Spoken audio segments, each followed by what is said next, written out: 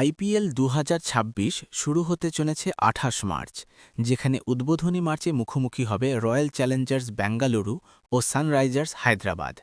তবে এবারের মরশুমে বড় পরিবর্তন হল কোনো উদ্বোধনী অনুষ্ঠান রাখা হচ্ছে না।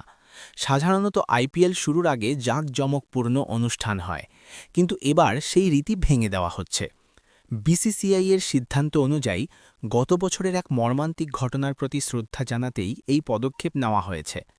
২০২৫ সালের ৪ জুন ব্যাঙ্গালোরের চিন্নাস্বামী স্টেডিয়ামে আরসিবি শিরোপা জয়ের উদযাপনের সময় ১১ জনের মৃত্যু হয়েছিল।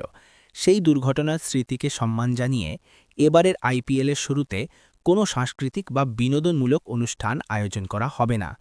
বিসিসিআই সচিব দেবজিৎ সাইকিয়া জানিয়েছেন, আইপিএল শুরুর দিনটিকে সম্পূর্ণভাবে গম্ভীর ও সংযত রাখা হবে। তবে এর অর্থ এই নয় যে পুরো মরশুমে কোনো অনুষ্ঠান থাকবে না।